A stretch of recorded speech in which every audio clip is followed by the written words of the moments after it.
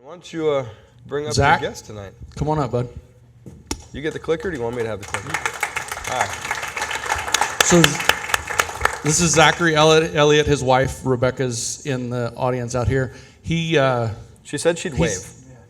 Oh, okay. I'm going to let Zach tell his story. He's got a very interesting story. You're going to go over there so they by can see that on camera. Because there's hundreds of people out there, you just can't see them. All right. Right So I'm glad to be here. So like a lot of folks, had the typical path, went to college at Texas A&M, and then was in the Navy for 6.5 years on active duty. I was so I served on submarines for 6.5 years, and I guess part of that time I was an instructor and got out of the Navy, and then went to work in oil and gas as an engineer. Got my professional engineering license and worked for an oil and gas company, and then towards the end of that time I got my first lead deal, and then transitioned to a contracting job for the Air Force, and did that for a few years working remotely, and then with our last lead deal in August I was able to leave corporate America and be a full-time real estate investor. Nice. Yeah. And so we joined Lifestyles in 2016 I had a close friend who was, I think it's the next slide, but there we go. So I joined in 2016 because I had a close friend who was being very successful. Started talking about it in 2013, and I thought he was kind of crazy, and until he bought his second or third apartment complex, and then I realized maybe I need to listen to him. Is he here tonight? No, it's Brian Sifford is who I was talking to. Oh. So yeah. He knows a thing or two. Yeah, so he's been really successful, and so at the time when we first joined, I just wanted something out of the stock market. So I had a job at the time that I really enjoyed. It had generous benefits, but I was tired of being at this mercy of the stock market on when those benefits would vest, and so we were just selling stock and putting it in multifamily deals as a passive for several years at 2 or 3 a year, and did that for a while, and then over that time, I really found myself enjoying looking at those monthly reports, talking to the leads, and got to know people here at Lifestyles and realized that's what I wanted to do full time, and slowly worked on that. All right. And so this was our third lead deal, Hidden Oaks Apartments here in San Antonio. It's off Northwest Military in a really great area. It's 124 units, was built in 1985, and we purchased it in August of last year for $16 million, so $129 a door, and we raised just over $6 million for that, and got a loan with Schertz Bank for $10 million and a rehab built into the loan of about $1 million. That's a phenomenal area to own in. Oh, yeah. That is a phenomenal Everybody here know where that area is? of San Antonio. Yeah. Would you live there? Yes, Okay, I would go live in his See, apartment. It's going up and down. All right. Good area. Okay. So you lost most people in the room when you said $6 million out of pocket, because not everybody's rich like you. So walk us through that, would you? How do you get $6 million to put down in an apartment complex? So Community. first off, working with a really great lender and getting a loan that will allow you to put the right or get almost I guess it was like 35% down that we had to put, close to it. The numbers are coming up in a minute, but and then just being in this network of the people in Lifestyles that I met over the last 6 years, and then also people that you reach out to and meet at other LU events, or now so much stuff is available online. You can meet people without having to be face to face. It's really great.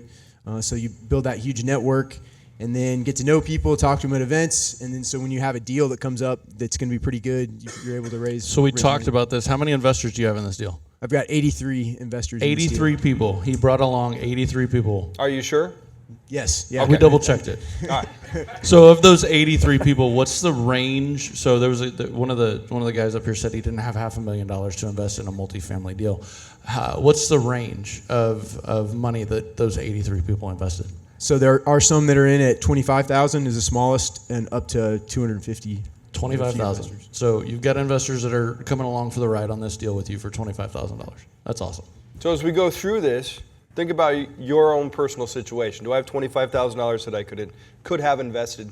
Most people in the room can come up with that kind of money, right? And you would see the same kind of returns that we're going to put up here on the screen. Okay. Where are your investors from?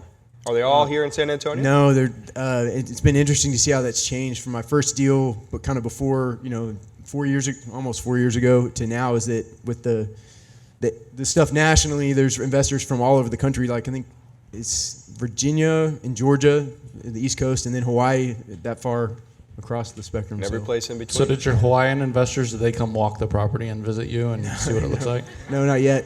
But I'm going to have a business meeting at some point, Need to go to yeah, Hawaii. investor relations. Yeah, go to Hawaii. All right, good deal. All right, so if you thought this slide was scary, let's take a look at this one. It's just a bunch of numbers. And why don't you walk us through this one, Jeff? So you go through your income and expenses. The numbers can be scary when you start looking at large expense numbers like that. But so your monthly income, $150K on your monthly income, expenses, that's all your salaries, that's your staff, that's all that good stuff. We're not cash flowing yet. We just bought the property, right? But have you grown? What have you done as far as your NOI goes so far? Have you grown that your bottom line? Well, now you got to explain what NOI is, because you NOI. just used an acronym. Yeah, and there's yeah, people okay. that don't know what that is. So your net operating income, NOI, that's your bottom line after you take all your operational income minus all your operational expenses. And how you grow these businesses is you grow your NOI. That's our report card. That's your bottom line report card on valuing the apartment communities. So pretend like that's your kids. You will protect that like it's your kids. Yeah. Right? Most of you will, if you like your kids.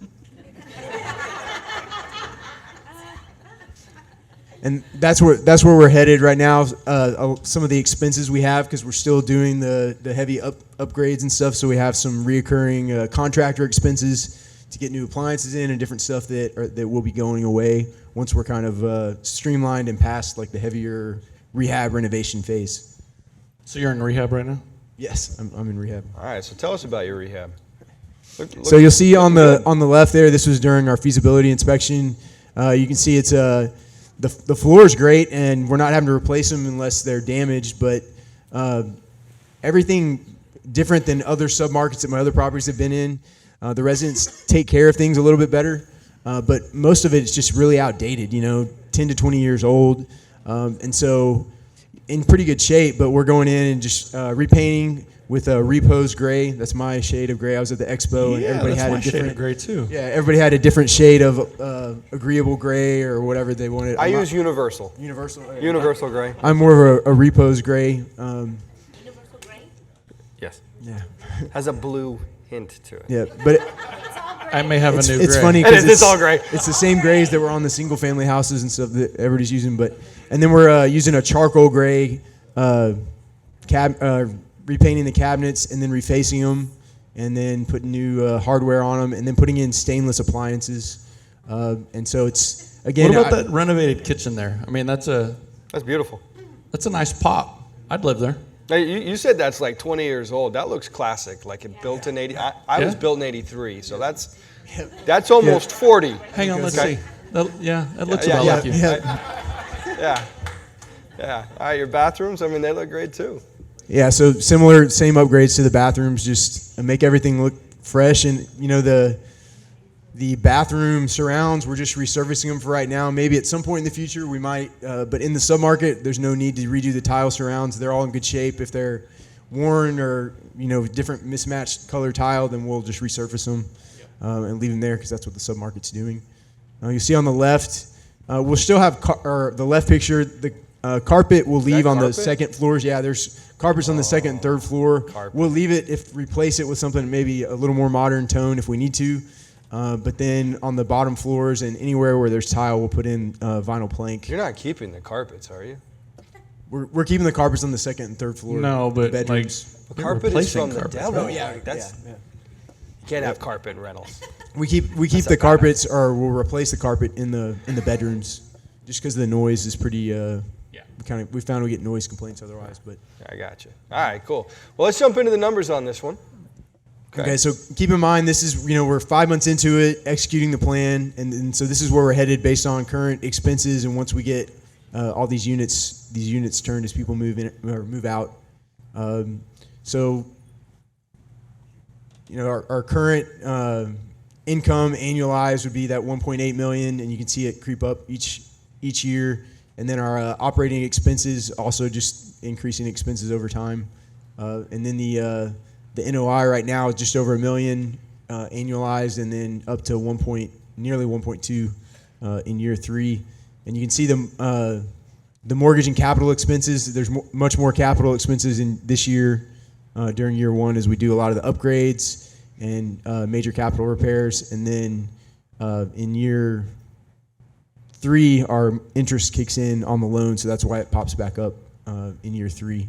If we're still in this loan in year 3, so I don't know if we'll get into that or not, but the goal is to refi sometime after year 1 into a different loan, and so that's projected cash on cash return, assuming we stay in the existing loan through year 2 and year 3, but we'll try to, or the goal is to refi within. Or if you move your numbers like that, you shouldn't have any problem. So for those of you that are confused on this slide, just look here at this cash on cash return. If you put $100,000 in, you're making $5,400 a year. If you put in $50,000, you're making roughly $2,600 a year. And who's doing all the work? Zach. Right? You're totally hands off. Unlike Robert, right? Robert likes to go out and appraise his properties and do stuff on his property, right? He likes to lease them out. As a passive investor, you're truly passive. Now, do you have any investors in the room? Yes. If you're an investor in this deal, would you put your hand up really high again? There we go. All right. A couple of you. All right. Have you been to the property, Tony? Yeah, just going to live here. Yeah. Well, you're a stalker then. Okay. How about, he's been to the property. How about you guys? Have you been there? Yes? They were on he was on feasibility. So. Oh, you did feasibility and you're a stalker too. You drive by every now and then. Okay. All right. All right. Cool. All right. You ready to go on to the next one? Projected returns? All right. So they're going to year 3. So that's, again, this is assuming that we don't refi out sooner. But again, the goal is to do that, return as much capital as possible, get into a better longer term loan. And then I say a different longer term loan because I still think we have a good one. But and then it's in a great area. I want to hold on to the property for a long time and continue to cash flow it. So that looking at year 3, then the property value would be $23 million, and then we'll pay off that nearly $11 million loan and get everybody their initial capital back. And then so that projected return of $5.3 million after 3 years, we'd give 88% back. So if you put in $100K, you get 88 back. We'd still have the deal, and then we'll still be cash flowing it with a new refinance. So wait a second. By year 3, you're going to return 88% of people's invested capital. And still on the deal. That's kind of boring. And still have the deal. Like, cash come flow. on, guys. That's awesome. He's taking a value. He bought our property for $16 million, and in 3 years moved it $8 million. Like that's pretty awesome. See how excited he got? So And he's going to be able to give everybody almost all of their original investment back and still hold on to it and still cash flow afterwards. So that's what turns into what they call an infinite return because you can't calculate it if you don't have any money left in the deal. Now, if you decide to sell, everybody gets all their money back. So if I put in $100,000, I get my money back plus 88% on top of that. So I would walk away with $188,000 after 3 years. That's not a bad shtick, man. Not a bad Good day job. at all. And this is your third deal? Yes. So you've done this twice before? I have one deal we sold, and the other one's under contract right now To sell? to sell. All right. What are you going to do with all your time? Look for another deal, hopefully. Go buy more. You gotta hold it up. Yeah. You gotta say that We louder. gotta get this one stabilized and then look for another one. Okay. Keep growing. Good deal. So NOI, that's what really is driving this value.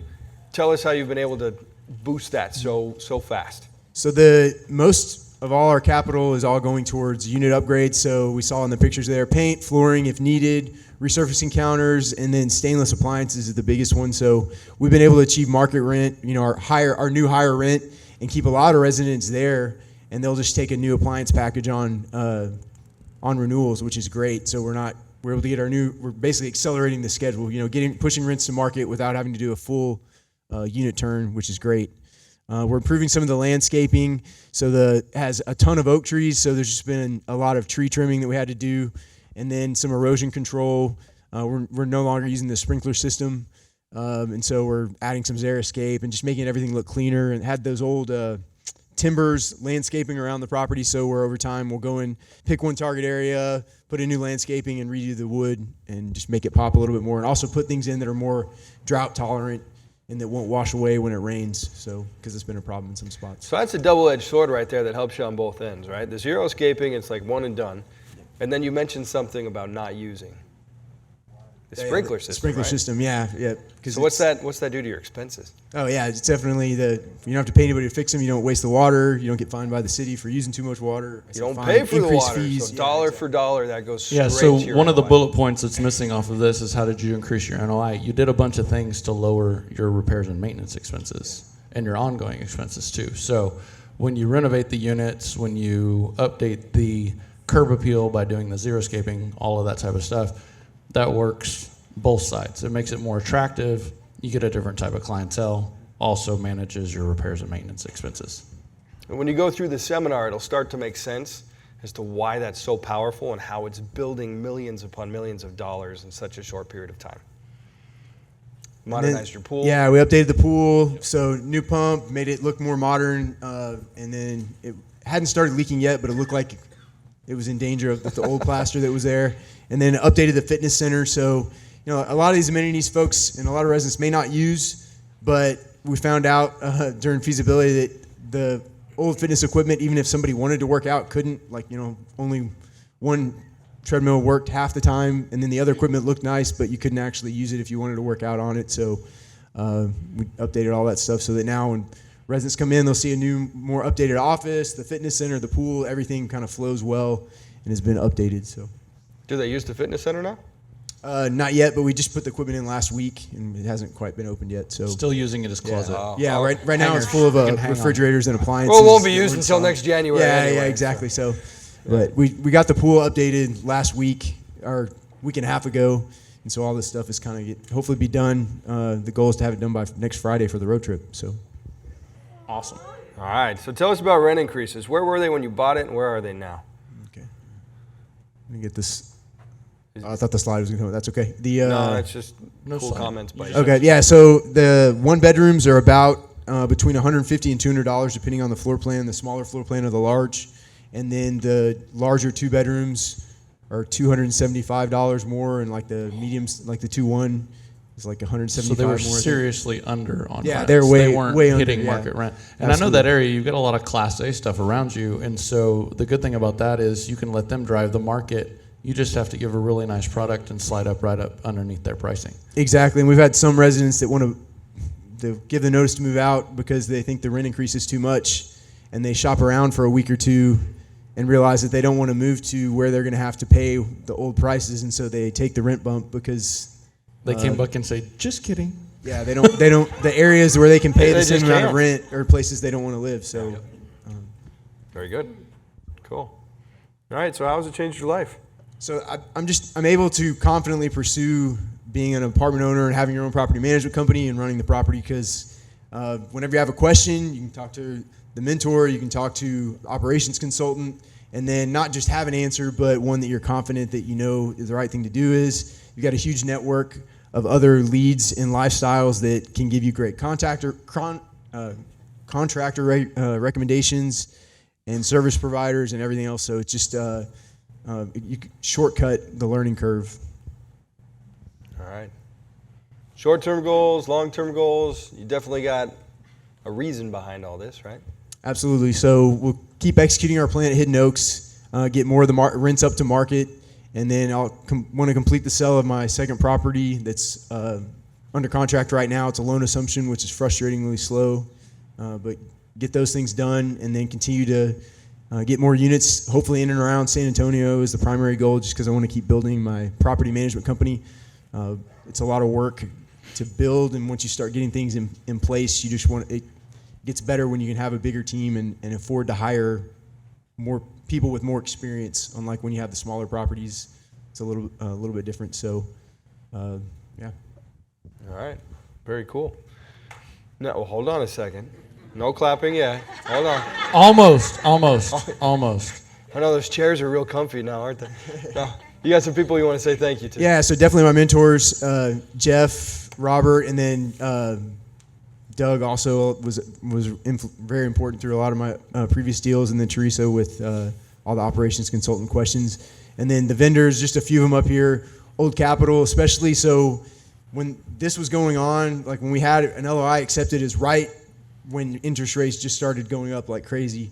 And so I realized real quickly I'd been talking to different lenders and having somebody, a mortgage broker that really knows the market and understands what's happening and has exposure to deals all around the country really was invaluable at that time and allowed me to get a really great, 5.25% interest rate loan that, was unheard of now at the time. So, and then other vendors, Quick Hit, Leo recommended to me that has been great for our cabinet resurfacing. Just finding vendors that can meet your timeline really quickly has been real important. And these are just a couple of them. Awesome. Well, good deal. Are there any questions for Mr. Elliott? Yes. Oh, here we go. This deal is can you share the returns for the passive investors in the first deal? Can you share the returns In the first from your deal? First So deal? my last deal that's under contract right now, we've been cash flowing 8%. And then Tuscan Villas, at the sale, it averaged about 12% annualized. That one we actually elected to sell a little bit earlier, just with everything that's going on in the market right now. We decided to take what we had off the table now as opposed to holding it for a couple more years, just because that's what the investors wanted to do. 12% annualized over how many years? 3.5, yeah, 3.5. So I'm curious, how big was your first deal? It was 29 units, Okay, how big was your second? 55 units, And now you've got and now 124. Yeah. So All right. And what are you targeting for a fourth? 150, kind of that. I know there's You like that sweet spot? spot where you're not competing with the big companies that go after 200 unit properties. So something below You found your that. niche. Yep. Cool. Any other questions for him? No? All right. Now you can clap. There we go.